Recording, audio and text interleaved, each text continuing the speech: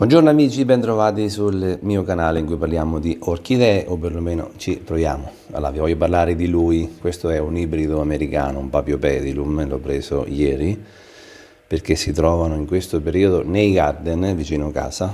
Questi ibridi americani nati all'incirca nel dopoguerra, negli anni 20, negli anni 30, hanno la caratteristica di avere il fiore molto più grande rispetto agli altri Paphiopedilum botanici o ibridi. Questi sono molto più grossi come fiori, molto più cerati, molto più rigidi. Col fiore è bello duro, bello carnoso e sembra di cera. Sono più facili da coltivare perché mentre gli altri Paphiopedilum ibridi o botanici richiedono delle coltivazioni diverse, perché i Paphiopedilum vengono da tutta l'Asia, quindi ne abbiamo tante tipologie, tanti diversi modi di coltivazione. Questo è il Delenati, questo sta fiorendo, guardate quanto è piccolo il bocciolo, e trovo utile tenerli nel doppio vaso, cioè c'è la bottiglia di plastica fuori e il vaso dentro. La bottiglia di plastica fuori è chiusa, come in questo caso qua, Rothschildianum, in modo tale che c'è più umidità. Se vedete, anziché mettere l'argilla espansa sotto, metto un altro vaso, un doppio vaso. Questo l'ho visto come sistema di coltivazione da un'azienda che vende orchidee.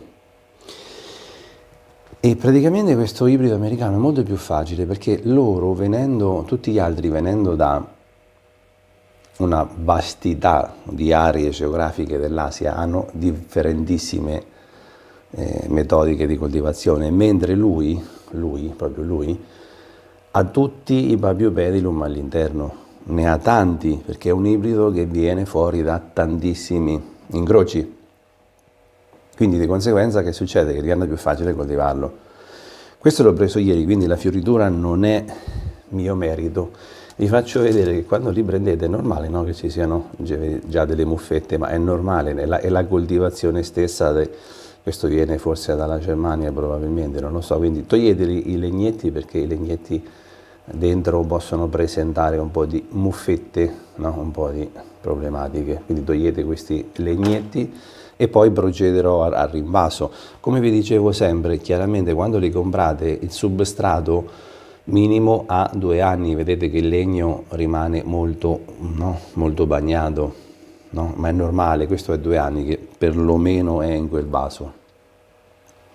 Sono facili da coltivare perché racchiudono all'interno loro tutti i mix possibili, immaginabili. Credo che per farne questo, se ce ne sono 10 di ibridi o più, non ho esperienza. Però vi voglio far vedere una cosa importante. Guardate, seguitemi qua. Un'azienda che si chiama Verde Gioia Orchidee di Andrea Fazio, che vende all'interno dello shop, se voi andate, premo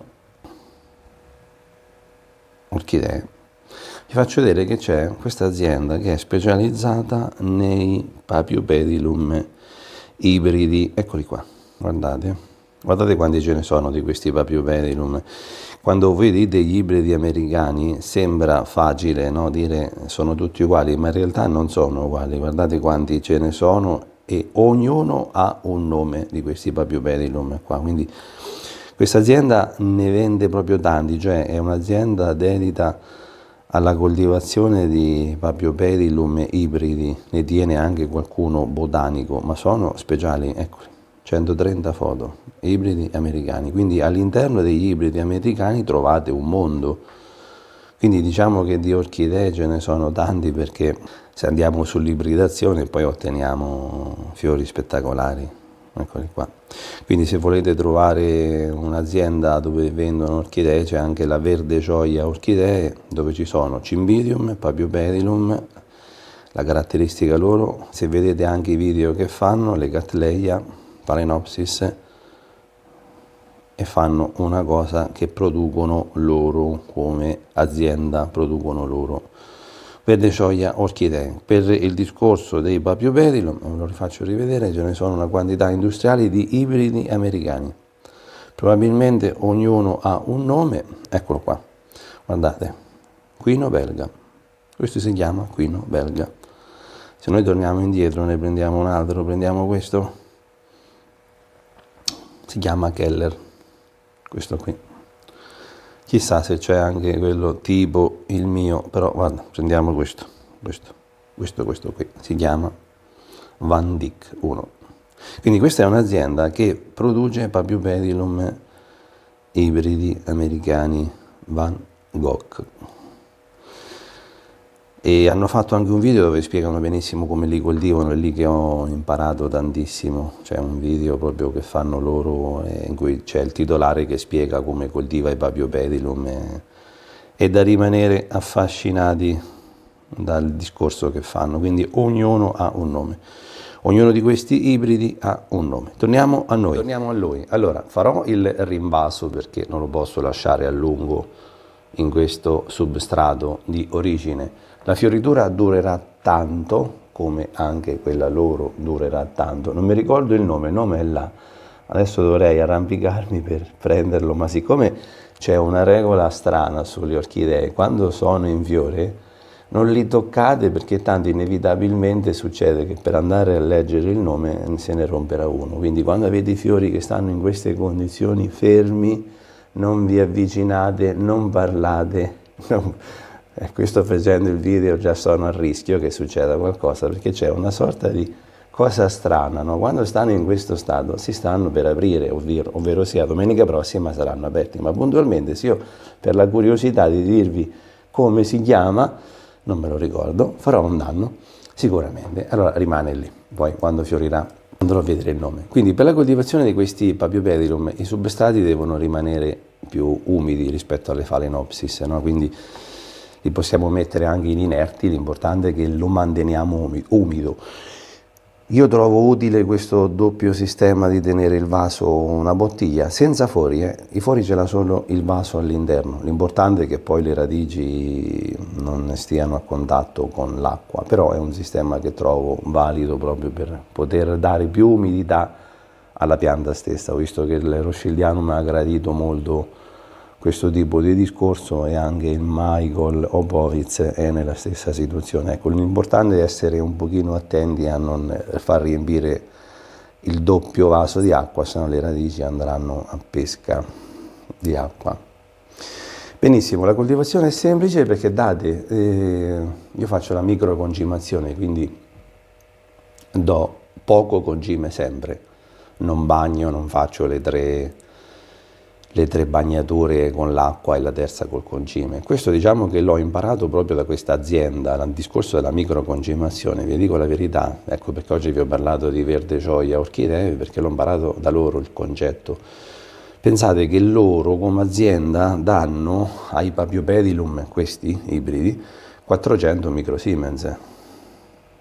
E quindi regolatevi quando voi ne date 350, 300 o 250, non fate danno. Ecco, quindi 450 microsiemens loro spiegano in un video in cui Andrea Fazio parla e spiega la sua coltivazione. 400 microsiemens, 450 corrisponde forse a meno di mezzo grammo, sempre con un'acqua di partenza pura, un'acqua di partenza non di rubinetto, se non concime. Se prendete l'acqua di rubinetto date solo quella, non c'è possibilità di dar concime. Guardate quanto è bello il fiore è qualcosa di spettacolare. L'ho preso ieri e si vede che l'ho preso ieri. Vado, vi faccio vedere un segreto, le foglie sono belle verdi, non ci sono, questo è stato preso ieri, questo è il mio, c'è la fogliolina gialla, è normale, no? Nella coltivazione c'è sempre qualche segno di coltivazione, qualche segno di adattamento della pianta. Prendeteli perché meritano, è un mondo da scoprire. Fino a qua vi dico ci sono Paphiopedilum botanici e ibridi.